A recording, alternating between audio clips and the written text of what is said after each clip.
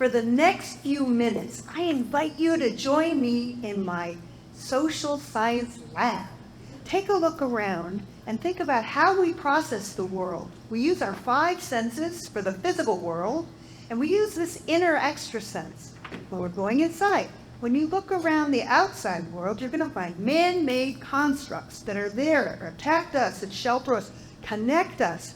You will never see a pure straight line in the natural, organic world.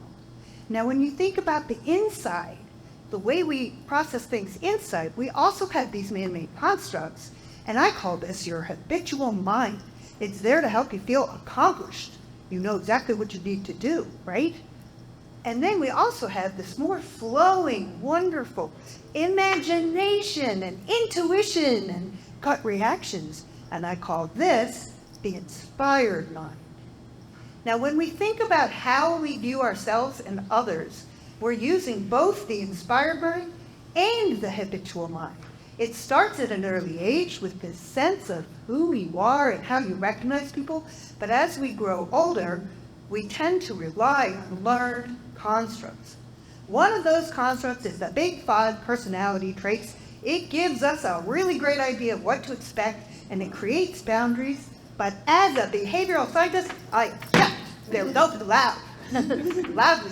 So if you are an introvert, by conventional definition, you go inside to recharge. So do like Blake Shelton on The Voice when he wants attention, okay? Yeah, who's an introvert? I don't see any, come on. Oh, or are you an extrovert? Do you love to be on a stage like this? And let me see, you wave widely. Are you an extrovert? Any extroverts? Oh, got a couple. Okay, but if you can't decide, try doing both.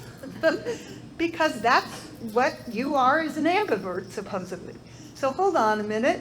Let's not go into these easily grabbed identities, because what if those are actually pushing us further and further away, not only from each other, but from your own true self? And what if when you put on this ill-fitting box, you are closing yourself off to stories and possibilities? And so I have 3 problems with this. The first one is that when we have a choice to make, we want to call on that introvert. When we want to get a big idea out, we want that extrovert and passionate self.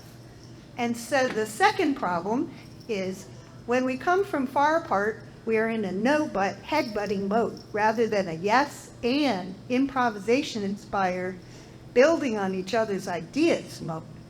And the third problem is that research definitely shows if you give people 2 choices that don't fit, even if it's on a continuum, you're going to end up overinflating the middle. And that's why most psychologists say we are all ambiverts. So let's turn those pointy-headed boxes on their pointy heads and let the possibility out, and so we can begin to relate to each other and ourselves in a much more honest way. And so to do this, I set about using my quiz research technique, and I am measuring the introvert level and the extrovert level that we all have inside of us. And the game-changing results are starting to come in. So let's start by taking that dichotomy and turning it into a triad. And we've got reflectives, social expressives, and now my new term, flex-iverts. And I can tell you exactly what each of these means. It's not garbage can diagnosis anymore.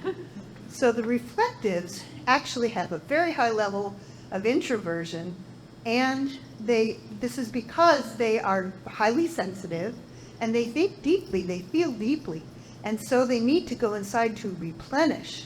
The social expressives, on the other hand, have a high level of extroversion, but they still have some introversion, and they're able to go inside to replenish. And it turns out they're visionaries and they're rule benders when it really matters, and they'll go to bat for you. And that leads us to the flex-iverts, who have actually raised both levels up. This is not low, or middle.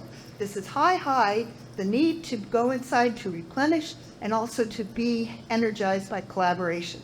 So, are you a flex-ivert? You can take my quiz in English or in Spanish. I have my cards there with the QR codes on the back.